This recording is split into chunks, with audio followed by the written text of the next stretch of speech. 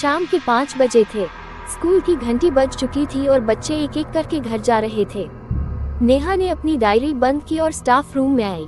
तभी उसकी नजर उस नए पिटी टीचर पर पड़ी, विक्रम पसीने में भीगा हुआ था, लेकिन उसकी आंखों में एक अलग सी चमक थी।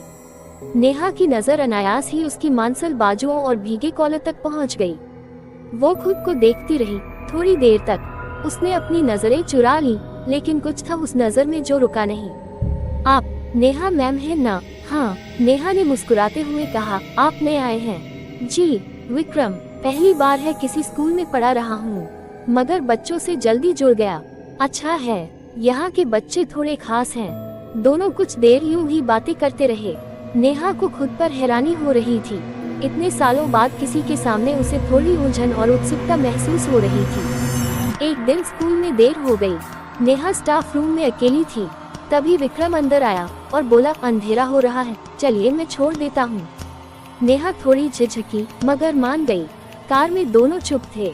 हल्की बारिश होने लगी। विक्रम ने गाड़ी रोकी और बोला, बारिश बहुत हो रही है, अगर आप चाहे तो पास ही मेरा घर है, एक कप कॉफी। नेहा ने कुछ देर उसकी आंखों में देखा।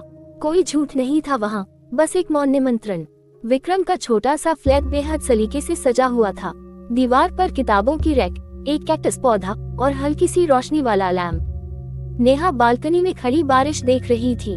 बारिश की बूंदें उसके गालों को छू रही थी। धीरे धीरे उसके ब्लाउज के कपड़े भीगने लगे थे। पीछे से विक्रम ने एक सूखा तौलिया उसके कंधे पर रखा और बोला, आप ठंडी हो जाएंगी, कपड़े बदलने हो तो बता दीजिए। नेहा ने उसकी ओर देखा। वो अब तक अपने आप से जूझ रही थी। विक्रम का स्पर्श अब तौलिया से ज्यादा महसूस हो रहा था। नेहा ने धीरे से पूछा, क्या मैं कुछ देर रह सकती हूँ यहाँ? विक्रम ने उसकी आंखों में झांकते हुए कहा, आप जितनी देर चाहें और जैसे चाहें। नेहा ने खुद से लड़ाई बंद कर दी। उसकी उंगलियां विक्रम की उंगलियों से टकराई। वो पास आया। सांसें तेज थीं। नेहा की आंखें बंद थीं, लेकिन होंठ धीरे धीरे खुलते जा रहे थे। विक्रम ने बेहद धीमे हाथों से उसके गाल को छुआ। कोई जल्दबाजी नहीं, कोई जोर नहीं, सिर्फ चाहत। और वो चाहत अब पलकों से नीचे उतर रही थी। वो पल जिसमें दोनों की सांसें, धड़कनें और स्पर्श सब एक लय में चलने लगे। नेहा ने खुद को खोल दिया। एक एक कपड़ा धीरे धीरे उस पर से उतरा, शर्म के साथ नहीं, बल्कि उस आत्मविश्वास के साथ जिसे कोई सही स्पर्श दे।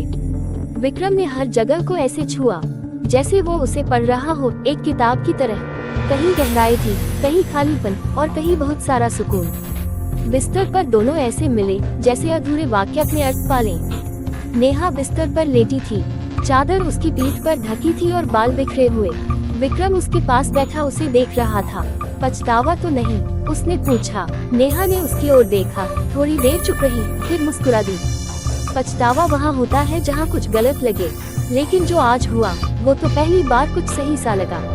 अगर यह कहानी आपको अच्छी लगी हो तो लाइक करें, चैनल को सब्सक्राइब करें और कमेंट सुपर स्टोरी जरूर लिखें।